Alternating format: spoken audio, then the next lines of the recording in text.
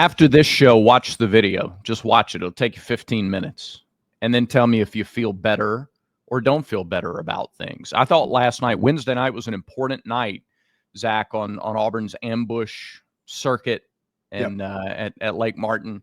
What do you make of some of the clarity around the recent recruiting conversation? Because we heard from Hugh and John Cohen both, and both, to me, appeared very confident. Like John Cohen was aggressively confident and said a lot in his 3.5 minutes. What do you make of it? Yeah. And the overarching messaging from Hugh and John Cohen was, hey, we're playing by the rules of this new era of NIL and rev sharing, and we're not so sure everyone else is. Hugh Freeze talking about like the offers to these recruits are significantly lower than what they're getting elsewhere. And that's happening across the board, which matches some of the reporting that we've heard for especially some of these recent guys that Auburn's lost, whether it was, flips or recruiting battles. That's what we've heard. And, Cohen's messaging is, hey, we're playing by the rules and this is all going to work out, and other schools don't understand what the rules are. Yeah. That was their messaging. I've got some questions. Sure. But overall, like to your point, like, yes, I do feel better than I did even 24 hours ago about Auburn's recruiting situation. There's just some stuff logically that I think is fair to work through. It's reasonable to work through. And some of that is Auburn really the only one that hasn't, like, are they the only ones operating? Is everybody else operating in such a gray area that, that would lead to this drastic a difference? Like, it's reasonable to ask that question, and it's hard to wrap your mind around that. But it's also just as reasonable to ask, did Auburn all of a sudden like lose the ability to do? Because this negative momentum changed when the House settlement was approved. Right. It didn't change in April. It didn't change in March. The money didn't go away, in other words. All of this changed when the House settlement was announced. So, I think both questions are reasonable. They're not extreme questions. It's really... are these other schools all doing it wrong? Yeah, that's my biggest pushback. And, this was kind of speculative over the last week or so. We've talked about it here, talked about it, a bunch of places. Is Auburn, talking to some folks specifically after the Tootle and Carter flips within Auburn, the feeling was, not sure that deal will be able to stand when it comes time to sign in December. That was kind of Auburn's feeling from the few folks that I talked to within the program. Yeah. And this matches exactly what they're saying. Yeah. I like, is Auburn smarter than everyone else? I hope so. Yeah. Boy, I mean, what a huge win that would be for Hugh Freeze and John Cohen. Oh my goodness. And I think you talk about like a slingshot effect in recruiting. I mean, I think Auburn would shoot right back up there if they're the only school that, in this region that we're recruiting against that understands this. John Cohen is saying last night that if you get a third-party NIL deal, the example was if we offer a kid $800,000, you get $400,000 from rev share, $400,000 from outside NIL. He's saying that counts against the cap. Yeah. And from my understanding, other schools aren't doing that. Right. So then it just comes down to, it comes down to two things. Is John Cohen correct? Is Auburn correct in their assessment of these new rules? Mm-hmm. And the other one is this new governing body going to actually enforce it? Yeah. And I think those are two major questions that I don't love that we've got to rely on and just kind of hope it works out. Yeah, because your confidence in enforcement, given previous history, when it comes to Auburn recruiting and other schools recruiting, typically ones that Auburn recruits against for the majority of their guys. Yeah. Enforcement hasn't been very strong against those other teams. So, yeah, August 1st is a big day. That's when the offers on paper can go out. Yeah. December is big, and both, John Cohen especially pointed to both August and December. And again, he was aggressively confident in talking about that a week ago. John Cohen also reminded everybody that Hugh Freeze took over a program in December with a recruiting class ranked in the 50s, and within a week brought that back up. So again, I go back to this. If we're interested in being reasonable, okay, if we're not interested in being reasonable, then have at it. It's 4th of July, go for it. But if we're interested in being reasonable, I think it's reasonable to ask, all right, is Auburn really the only one playing by the rules?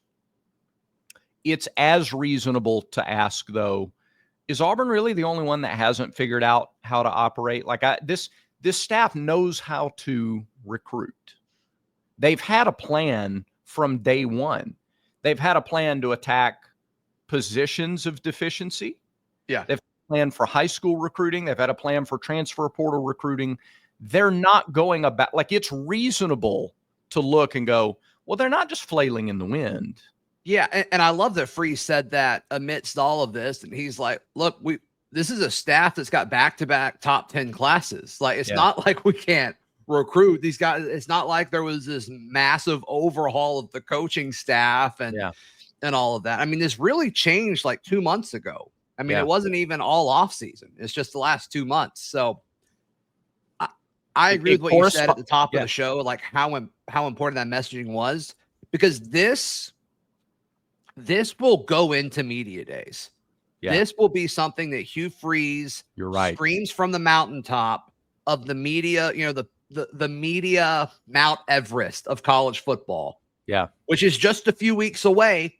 And I think some of this is intentional because, I mean, you're banking on essentially calling out the new governing body and other coaches to say, like, hey, we're doing what you've said. And if you don't do what you've said, or if you don't enforce, what these rules are, like this isn't good for us. Yeah. So I love that this is like the timing of this. I actually think is pretty good. The last 2 weeks have been brutal, but I think the timing of this could be good for a perception of Auburn. Because I mean, imagine when these offers go out on August 1st, and then I'm assuming since they have to be official now, that's when they get looked at. Yeah. And then I think they have to be approved again after they're signed, is my understanding of it. But I just wonder what kind of feedback happens. I also wonder if, the other programs are waking up this morning and they're seeing some of these and they're asking their guys, like, are we right on this? Yeah. Are we okay on this? I don't know. It's a fascinating conversation. And I got a feeling multiple coaches, including Hugh Freeze, are going to talk about it at media days. And that might be the story of what happens in Atlanta in a few weeks.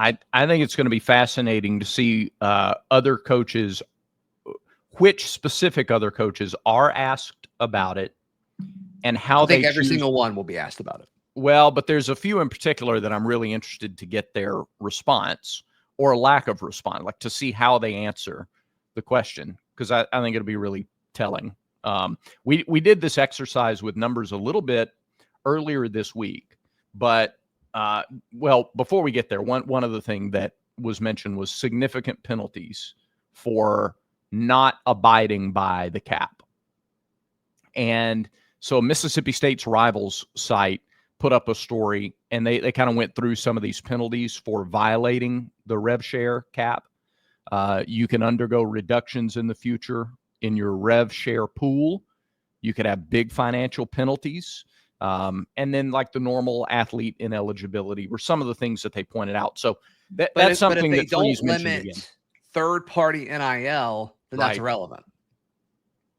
Correct. So that's correct. But the limitation on to go back to your point, the third-party NIL is limited in the sense that a deal over $600 has to be approved by the NIL Go people.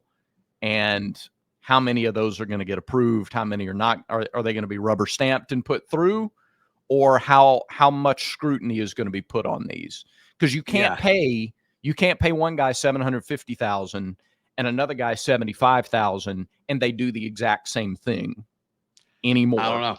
Supposedly. I don't know. Supposedly. I don't know, Brad. I think it makes sense in theory. Yep. I just got questions on how much you can really do that when there's, thousands of NIL deals that are going to be coming in all the time. And when your confidence in enforcement has never been lower because you've had no reason to have confidence in the enforcement arm.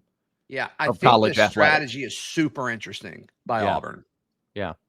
I think it's super interesting. It's almost like you've been preparing for years to go to Disney World, and now you're told the trip is different. We're not going to Disney World anymore. We're going to New York City. All right, well, I've got my Mickey ears and my swimsuit. No, it's not the same. You can't prepare the same way for the same trip. It's a different trip now. Yeah, I guess a different variable of that is, though, you've been planning for Disney World, but you were told that they didn't have fast passes anymore. Yeah. Or it'd be against the rules to get a fast pass, but everyone else has a fast pass. And it's I thought you said it was against the rules to get a fast pass. Well, it's going to be. They're going to keep people with fast. They're not going to honor fast passes. Okay. I hope you're right. Yeah. Hope you're right. All right. We'll see. Because if they don't, then all them people, if they don't honor them anymore, all them people got to go back to the back of the line. And now you're at the front because you got in the right line to start. This analogy ended up working. Well done, Brad Law. Yeah. I do also think, and this just comes from the tone of their quotes last night, but I didn't get the impression that Auburn didn't have money. I didn't get that impression. Right. I got the impression that their offers were low because they thought that they believe that they've got to navigate within this cap. Yeah. Which then leads me to think, okay, if it gets to the point where okay, clearly it doesn't matter, can they react closer to December? Yeah. And maybe get some of these kids back? That's the part that made me feel better. Because that's worst case scenario, I guess, in this situation. Right. Which is still better than, because I was starting to question the finances to some extent. But and a lot of people, which it's until last night, it made sense. So but no, to your point at the very top of the show, I do feel better now than I did yesterday. Yeah. Again, all the negative momentum, if you pull back and just think reasonably and logically, reasonable logic, this negative momentum started after the House settlement passed. If the money dried up, this negative momentum would have started a long time ago. Yeah. But it started when the rules changed. It started when that first talk of the fast passes going away dropped. Yeah. I love this analogy. We're going to use this going forward. Hey, today's show brought to you by mybookie.ag. Let me tell you about this offer we can guarantee you. Other schools' podcasts may be able to give you offers that they can't guarantee. But we can tell you that at mybookie.ag, they'll give you a 50% deposit bonus up to $1,000 and a $10 casino chip when you use promo code BARN. BARN. Just that simple. Promo code BARN, 4 letters, when you go to mybookie.ag. How about Roback? Yeah, head over to roback.com, RHOBACK.com for all of your collared shirts, for all of your pullovers and quarter zips and performance hoodies. They've got you covered at roback.com. Use promo code VICE20 for 20% off your order. All right. I would reiterate again, if you haven't watched the videos, after you listen to this show, after you watch the show, however you take an In-Village Vice, it'll take you 15 minutes. The freeze presser is 11 and a half minutes or so. The John Cohen one is 3.5 minutes or so. Take you 15 minutes to watch both of them. And then you've heard the words yourself rather than just taking our word for it. So would encourage you to do that. Some other stuff, Zach, and I know we gotta go here in just a couple of minutes, but he bragged again, some on-field stuff about this team. Bragged on the offensive tackles. Xavier Chaplin and Mason Murphy said they change us. I thought that was an encouraging takeaway.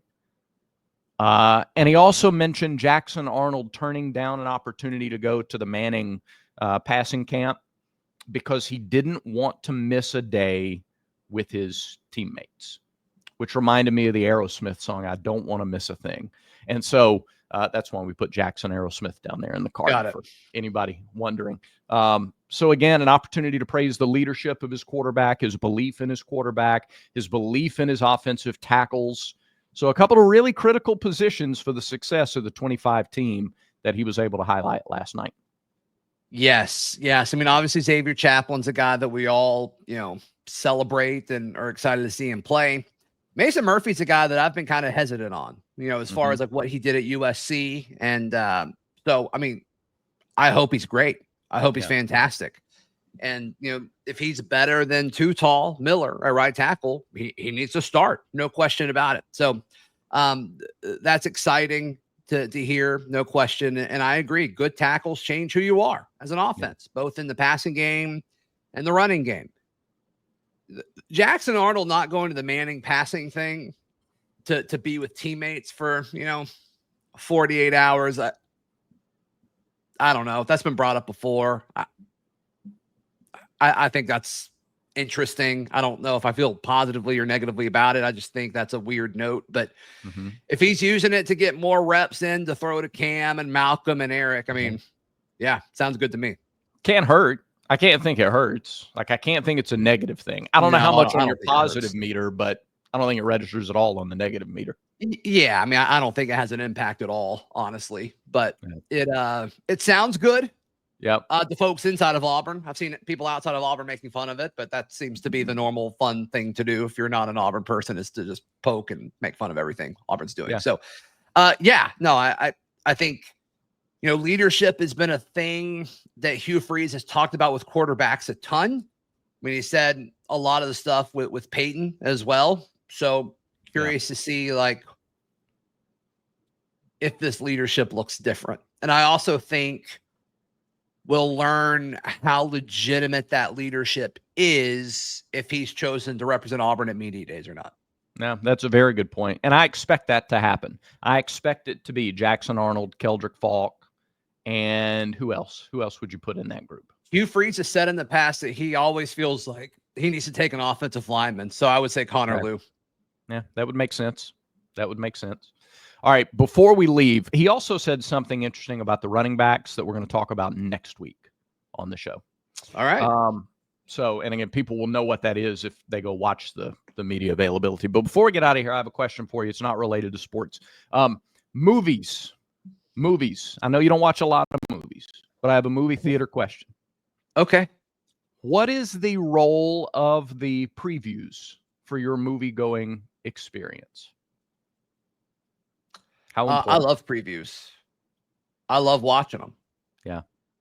So the role is to get me hyped for the movie. I don't know. I love previews. To me, it's a critical part of the entire experience. I don't want to go and miss the previews. If I miss the previews, I feel like I'm not getting my money's worth for the whole experience.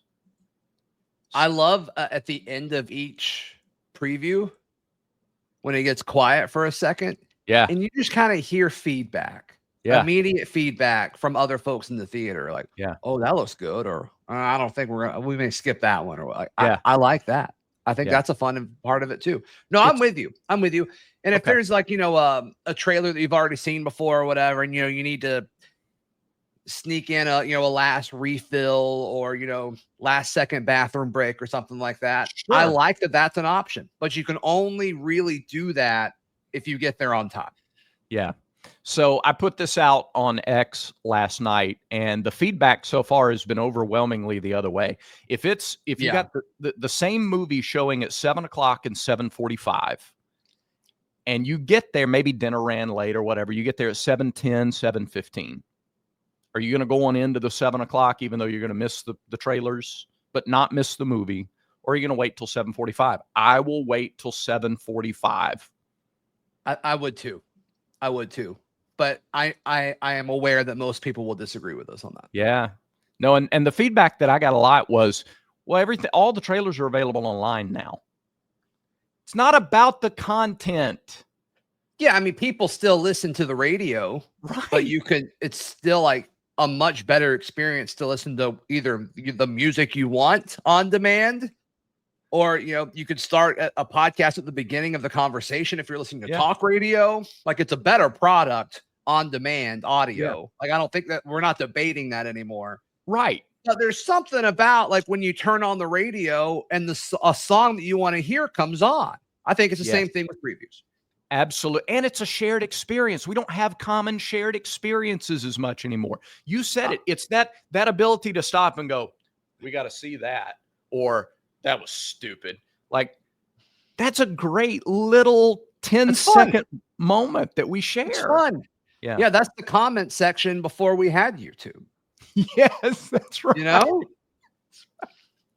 That's perfect. Yeah, so give me the 7:45 rather than the 7. I want to be in the seat with my popcorn and my drink, and give me those. That first green screen pops up with the preview rating. I'm a happy guy.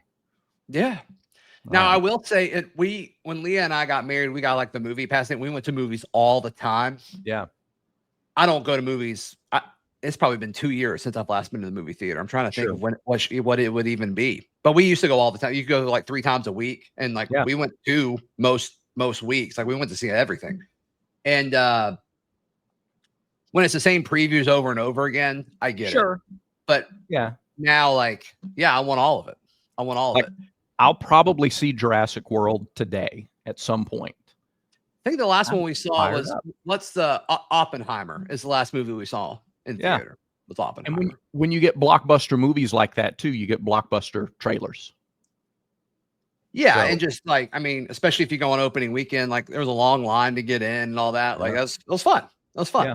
Yeah. And I just, I want all of that. Like when I go to a concert, I want to see the opening act. The opening act is not as important as the headliner, but I still want to see them. Yeah. Yeah, for sure. Okay. For sure. All right. What do you guys think about that? We'd love to know your thoughts. I bet a lot of people disagree with us, and that's okay. Probably. That's okay. That does it for today's show, Brad. It does. Appreciate everybody watching. Hope you have an excellent 4th of July. And subscribe if you haven't yet. We'd appreciate that too. Almost at 7,500. Remember, until next time, everyone has vices. Make sure Village Vice is one of yours.